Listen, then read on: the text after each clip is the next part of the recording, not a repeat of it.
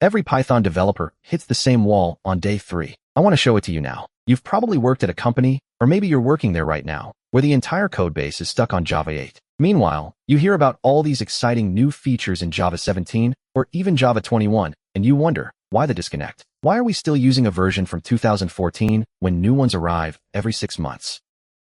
This isn't just about old habits. There are deep technical reasons, and understanding them will save you hours of debugging. When I first started, I spent an entire afternoon trying to figure out why my code ran perfectly on my machine, but crashed on the build server with a cryptic error. Today, you'll learn exactly why that happens and how to fix it. By the end of this, you will be able to identify the key features introduced in Java 8, 11, 17, and 21, which are the major long-term support, or LTS, releases. You will also understand the significant shift in Java's release cadence to a predictable 6-month cycle and the crucial role these LTS versions play in enterprise development.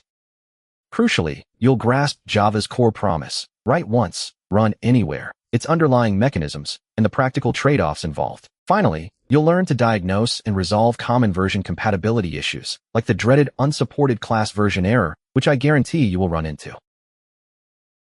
Let's start with Java's foundational promise: write once, run anywhere, or WORA. Think of it like this. You write a universal recipe for a cake. Instead of writing separate recipes for a gas oven, an electric oven, and a convection oven, you write one single, clear set of instructions. Then, each oven comes with a specialized recipe interpreter that knows how to follow your universal recipe on its specific hardware. That universal recipe is Java Bytecode, and the interpreter is the Java Virtual Machine, or JVM.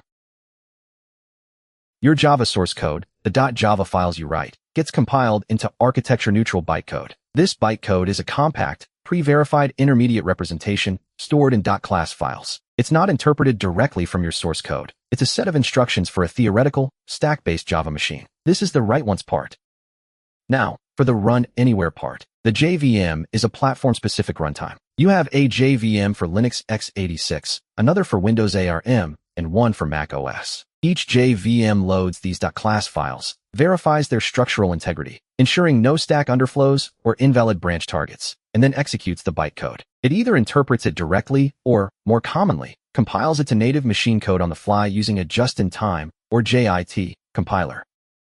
This uniform execution model means the same .class file behaves identically across diverse platforms. A Spring Boot application packaged as a fat jar on your Mac OS laptop will run without modification in a Linux container in production. This portability, however, comes at a cost: startup time. The JVM performs class loading, verification, and static initialization before your application even begins its main logic, which is why Java applications traditionally felt slower to start than native binaries.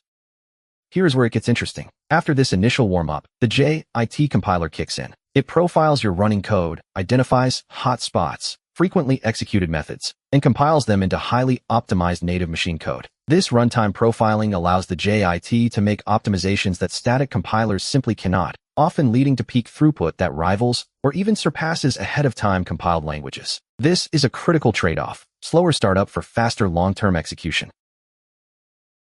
Let me show you this process visually. On the left, you have your Java source code, a .java file. This is what you write. An arrow points from the .java file to the Java compiler, javac. This compiler takes your human-readable code and translates it. The output of the compiler is a .class file, which contains Java bytecode. This is the universal instruction set, the recipe I mentioned earlier. Now, on the right, we have different operating systems and hardware: Windows x64, Linux ARM, Mac OS. Each of these has its own specific JVM. Arrows point from the .class file to each of these JVMs. The key is that the exact same .class file goes to all of them. Each JVM then takes that bytecode and executes it on its specific underlying OS and hardware, translating it into native machine instructions as needed, often using a just-in-time compiler for performance. The result? Your application runs identically on all these different platforms, all from that single .class file.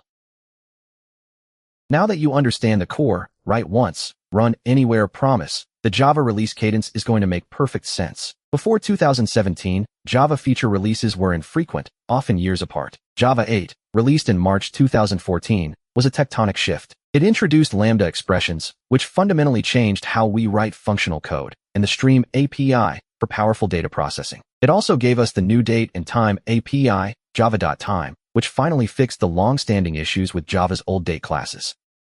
Java 8 also brought default methods and interfaces, allowing you to add new methods to interfaces without breaking existing implementations, and the optional class, which helps you write code that explicitly handles the absence of a value, reducing null pointer exceptions. Most of the industry stayed on Java 8 for years because it represented such a massive change in programming style and provided a stable, well-supported platform. In September 2017, Java 9 arrived, introducing the module system, Project Jigsaw. This divided the monolithic standard library into smaller, manageable modules, improving application startup time and security. Java 9 also gave us JShell, an interactive REPL, which is incredibly useful for quickly testing code snippets. Then, in March 2018, Java 10 introduced local variable type inference with the var keyword. You could now write var message equals "hello" semicolon, instead of string message equals "hello" semicolon, letting the compiler infer the type. This is the part most tutorials skip. The release model shifted dramatically in 2017 to a predictable 6-month cadence. Every March and September, a new Java feature release drops. Java 11, released in September 2018, was the first long-term support, or LTS, release under this new model. LTS releases receive extended support and updates, making them suitable for long-term production deployments. Java 11 removed deprecated Java EE and Corba modules, standardized HTTP client, and made Flight Recorder open source, a powerful tool for diagnosing JVM issues. Java 17, released in September 2021, was the next major LTS baseline. It delivered sealed classes, allowing you to explicitly control which classes or interfaces can extend or implement a sealed type, providing more fine-grained control over your class hierarchies. It also enhanced pattern matching for instance of, making your conditional logic cleaner and more expressive. For example, if open parenthesis obj instance of string s close parenthesis now declares s directly. Java 17 also brought enhanced pseudo-random number generators and, critically, strong encapsulation of internal APIs. This means you can no longer easily access internal JDK classes, which helps ensure application stability and prevents reliance on non-standardized APIs. This was a big change for many existing applications, requiring careful migration.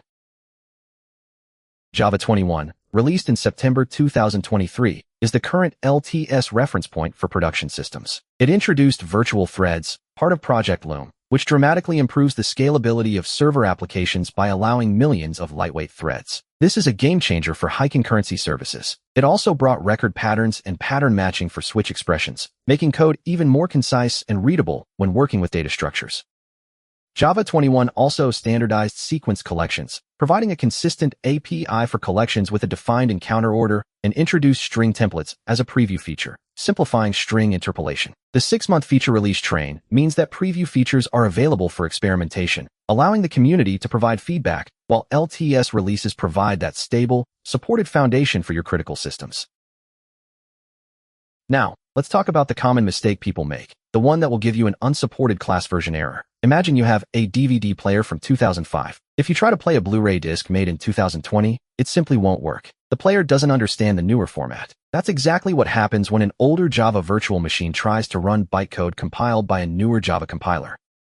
Each Java compiler, Java-C, generates bytecode with a specific major version number embedded in the .class file. For example, Java 8 bytecode is version 52, Java 11 is 55, Java 17 is 61, and Java 21 is 65. A JVM can only execute bytecode that is equal to or older than its own major version. If a Java 8 JVM, which understands up to version 52, tries to load a Java 17 class file, which is version 61, it throws an error. Let's see this in action. I'm going to write a simple Java class called myClass. It has a main method that prints hello from Java 17 exclamation mark. I'll compile this using a Java 17 JDK. Here's the code. Public class myClass open curly bracket public static void main open parenthesis string square bracket args close parenthesis open curly bracket system out print line open parenthesis quote hello from Java 17 exclamation mark quote close parenthesis semicolon close curly bracket close curly bracket. To compile it, I'll run java-c myClass.java. This creates myClass.class, which is bytecode version 61.0. Now, I'm going to try to run this compiled class using a Java 8 JRE. I'll execute Java myClass. When you run this, you get exactly this on screen. Exception in thread quote main quote java.lang .unsupportedClassVersionError. My class has been compiled by a more recent version of the Java runtime open parenthesis class file version 61.0 close parenthesis. This version of the Java runtime only recognizes class file versions up to 52.0. The error message is quite explicit. It tells you the class file version is 61.0, and your current Java runtime only supports up to 52.0. This is the exact problem you'll encounter if your build server or production environment is running an older JVM than the one you use to compile your code. The fix is straightforward. First, the ideal solution is to simply run your application with a compatible JVM, meaning Java 17 or newer. You would specify the full path to your Java 17 executable, like /path/ to /java17/bin/java_my_class. This ensures the runtime environment understands the bytecode. Alternatively, if your code doesn't use any Java 17 specific features, you can recompile it targeting an older Java version. You would use javac-source8-target8myclass.java. This tells the compiler to generate bytecode compatible with Java 8, version 52.0. Then, you can run it successfully with your Java 8 JRE. You now understand three critical aspects of Java development. First, you know the core, write once, run anywhere promise, how bytecode and the JVM enable it, and the performance trade-offs involved. Second, you can explain Java's modern 6-month release cadence and the strategic importance of LTS versions like Java 8, 11, 17, and 21, along with some of their key features. Finally, you can diagnose and resolve the common unsupported class version error, understanding exactly why an older JVM cannot run newer bytecode. This knowledge is fundamental to building robust Java applications. Next time, we get our hands dirty with the actual building blocks of every program, setting up your Java development environment.